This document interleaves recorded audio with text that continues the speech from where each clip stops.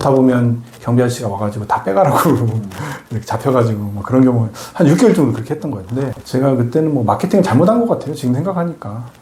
그렇게 좀 어떤 옛날 방식으로 하려고 했던 것들이 좀 잘못돼서 그랬던 것 같고, 이것저것 한번 이제 맨 마지막에 선택한 게 이제 이민행정이었던 것 같아요. 그래서 또 한편으로는 동전의 양면 같은 것 같은데, 모든 게 다 기회죠. 네. 누구도 가보지 않았으니까 한번 해보고 반응이 있으면 또 들어가는 거고.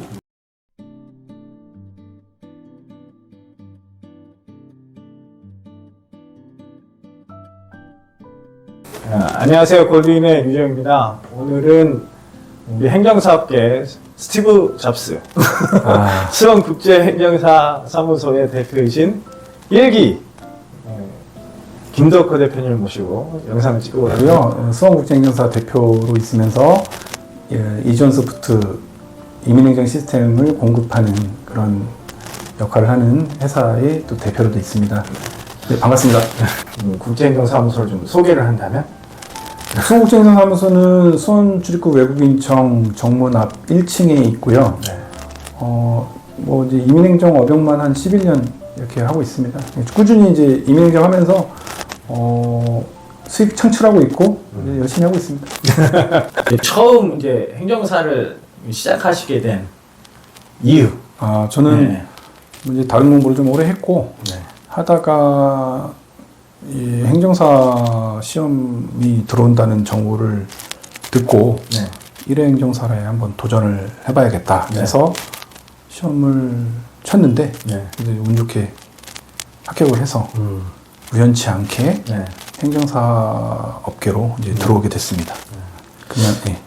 실제 이제 1기 행정사님 네. 사실 우리 시험 출신 행정사들한테는 가장 이제 그 본보기가 되시는 분이고. 예, 그렇게 말씀해 주시면. 네, 사실은 이제 이정표를 남기시면서 좀 끌어가시는 건데. 예.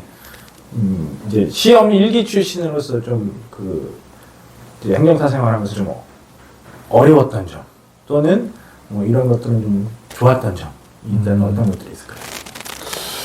어려웠던 점은 역시 정보가 없는 거죠. 시험으로 들어와서 1기로 들어와서 그 선배들이 없었잖아요. 네. 시험 행정사로서 뭐 어떤 롤모델이 있다거나 그런 그렇죠. 게 전혀 없었으니까 네, 이제 내가 개척한다 이 시장은 뭐 이런 마인드로 하다 보니까 모든 것이 다 불투명하고 뭐 그런 부분들이 어려웠죠. 정보가 없기 때문에 일단.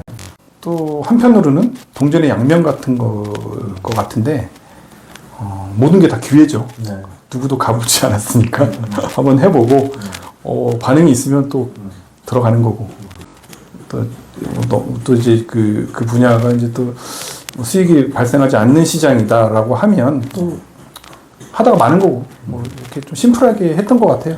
근데 이제 지금 돌아와서 보니까 그게 위기였고 뭐 장점이었고 단점이었지만 그때는 뭐가 장점이고 단점인지 모르는 시절이었기 때문에 그냥 막 하는 거죠 뭐. 그렇게 그냥 지내왔습니다. 말씀하신 대로 처음 시작할 때 정말 어려우셨을 것 같아요. 도와주신. 저도 행정사업계 물론 이제 뭐 김 대표님의 그 경력에는 좀 미천하지만 처음 시작하는 분들이 사실 저런 어려운 게 누구한테 물어봐야 될지 누구한테 도움을 청해야 될지 모르잖아요. 사무실을 처음에 한 5년 동안 1인 사무소를 운영했잖아요.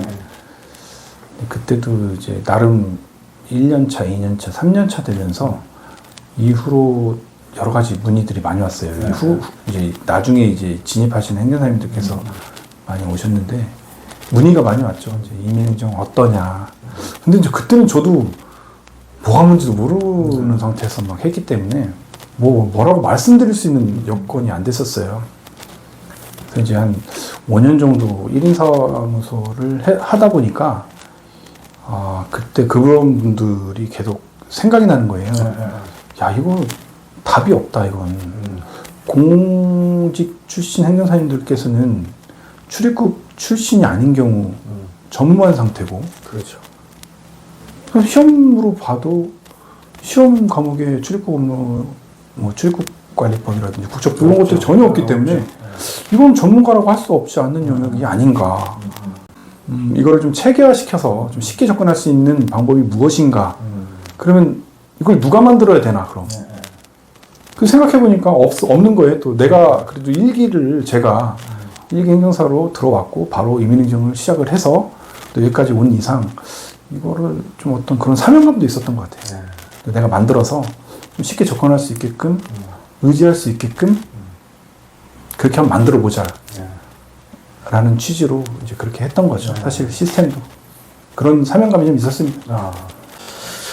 일단 뭐 저야 뭐 사실은 대표님하고 얘기를 많이 하고 마인드나 뭐 대표님 생각을 그래도 좀 잘 아는 인원이니까 하는데 지금 영상 보시는 분들이나 대표님 처음 만나는 분들은 사실 대표님 걸어오신 길을 잘 모르고 또 고충도 잘 조금 알려지지 않았나요? 그럼 유명해졌죠. 죄송합니다. 처음에 저도 일기행정사 시험을 합격하고 여러 가지들을 이제 분야별로 되게 많으니까 행정사 업무가 여러 가지 공부를 많이 했었죠. 그래서 이제 보면 조금 우리 행정사로서 전문 자격수로서 좀 뽀대가 나는 그렇죠. 권리구제를 한번 해보자. 그래서 뭐 영업정지 부재라든지 그다음에 이제 뭐 행정심판, 그 음주운전이라든지 이런 것들 한번 그 관심을 갖고 사실은 했었어요. 서울에서 한 6개월 동안 전담을 만들어가지고 건대 입구, 신촌, 사당역, 신림사거리, 영등포, 홍대 입구 다 가봤습니다. 명동 뭐 다 해서 유흥주점 영업하고 있는 그런데 다 가서 전단지 다 뿌리고 1층 그 우편함에 다 넣고 넣다 보면 경비 아저씨가 와가지고 다 빼가라고 이렇게 잡혀가지고 뭐 그런 경우 한 6개월 정도 그렇게 했던 거예요. 근데 제가 그때는 뭐 마케팅을 잘못한 것 같아요. 지금 생각하니까. 그렇게 좀 어떤 옛날 방식으로 하려고 했던 것들이 좀 잘못돼서 그랬던 것 같고 이것저것 한번 이제 맨 마지막에 선택한 게 이민행정이었던 것 같아요. 그래서 이민행정이 그 당시에 행정사들이 그 민원 등록 대행기관 그 제도를 운영을 했기 때문에 사실은 이제 출입증도 나오고 그래서 이제 이런 것들이 맨 먼저 이제 업역 중에 맨 먼저 자리를 잡았던 것 같아서 이렇게 안정적으로 한번 해봐야겠다 해서 바로 그냥 그쪽으로 방향을 잡고 하게 됐습니다. 이 이민행정 분야에 대한 행정사의 전망을 좀 어떻게 보세요? 일단은 저는 행정사 분야 중에서 이민행정 분야가 가장 비전이 있다고 보고요. 그것은 이제 우리가 이제 상식적으로 아는 얘기잖아요. 이민 정책에 대한 것들은 개방으로 갈 수밖에 없고 국제화 시대에 우리나라 출산율 저하, 인구 절벽 이런 것들이 다 말해주잖아요. 그러면 이제 또 최근에 기사라든지 이제 법무부의 정책만 봐도 그 외국인 인력을 확대하는 방안이 계속 기사가 나오고 있고 그거를 굳이 제가 말씀을 안 드려도 이민행정 분야는 앞으로 계속 이제 성장할 수 있을 것 같아요. 우리 이제 준비를 하고 있어야 되는 것 같아요. 그렇죠. 보니까요. 작년과 달라지셨어요. 올해는 상당히 여러 가지 준비를 하셨던데. 올해 그 어떤 것들은 좀 사업 목적에 좀 준비하고 왜 그러냐면 이제 그